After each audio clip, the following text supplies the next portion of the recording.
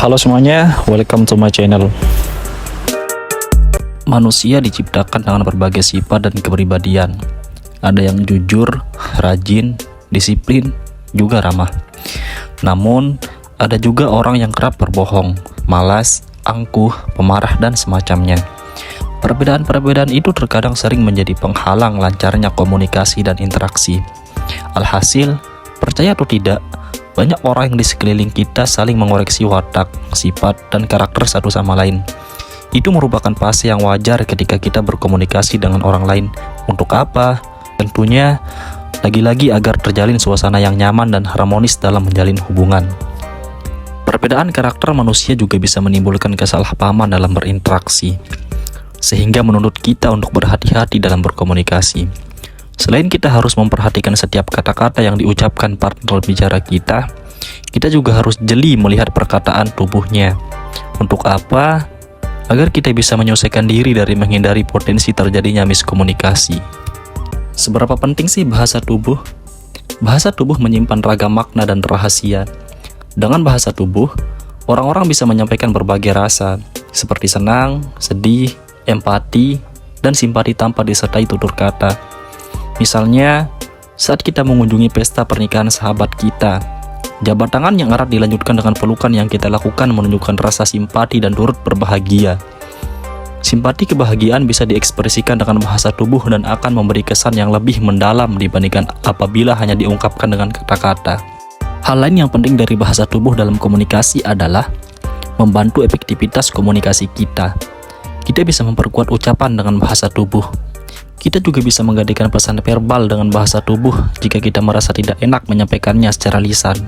Seperti misalnya mengangguk, menggelengkan kepala, dan lain sebagainya. Dengan demikian, dalam komunikasi antar pribadi, bahasa tubuh memainkan peran yang sangat penting. Jika kita lebih telaten dalam berkomunikasi, bahasa tubuh yang baik akan membawa lawan komunikasi kita pada zona intim hingga menunjukkan keakraban. Jika terbangun suasana yang akrab, bahasa tubuh lain seperti tatapan mata dan sentuhan akan semakin sering terjadi. Dengan demikian, bahasa tubuh tidak hanya membantu menyampaikan pesan, tetapi juga menunjukkan sikap kita terhadap teman bicara kita. Ada beberapa elemen dasar dalam aktivitas komunikasi yang dipaparkan oleh salah seorang profesor dari University of California. Di antaranya, yang pertama, 55% makna dari setiap pesan yang dapat ditangkap lawan bicara berasal dari bahasa visual atau tubuh, yakni melalui gerakan tubuh, sikap, dan mimik wajah. Yang kedua, 38% makna dari setiap pesan pembicaraan ditangkap dari elemen non-verbal, yakni nada bicara, diksi yang dilafalkan, pola bicara, dan kecepatan suara.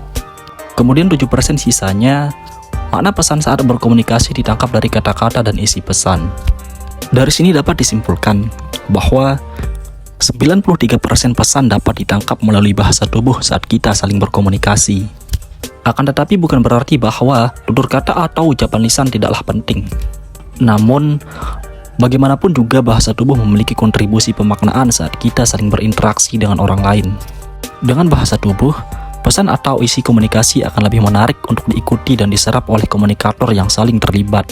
Inilah sebabnya bahasa tubuh menjadi menarik untuk dipelajari, agar kita dapat memahami dan memiliki daya sensitivitas terhadap gerak tubuh lawan bicara kita. Masih soal pembahasan mengapa penting memahami bahasa tubuh manusia. Seorang ahli komunikasi menyebutkan 6 alasan mengapa komunikasi nonverbal atau bahasa tubuh perlu dipelajari. Yang pertama, faktor-faktor nonverbal sangat menentukan makna dalam komunikasi interpersonal. Yang kedua, perasaan dan emosi lebih cermat disampaikan lewat pesan nonverbal daripada pesan verbal.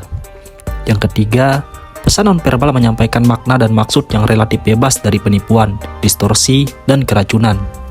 Yang keempat, metakomunikatif yang sangat diperlukan untuk mencapai komunikasi yang berkualitas tinggi.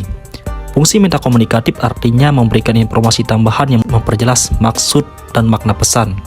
Selanjutnya yang kelima, pesan nonverbal merupakan cara komunikasi yang lebih efisien dibanding dengan pesan verbal. Kemudian, hal-hal yang perlu diperhatikan saat mempelajari bahasa tubuh orang lain adalah: yang pertama, melakukan kontak mata dengan baik. Yang kedua, memberikan feedback dengan bahasa tubuh yang wajar atau tidak berlebihan. Yang ketiga, mengetahui perilaku dasar lawan bicara. Yang keempat, mengetahui kebiasaan fisik lawan bicara. Kemudian yang kelima, Mengetahui kepribadian dan kecerdasan lawan bicara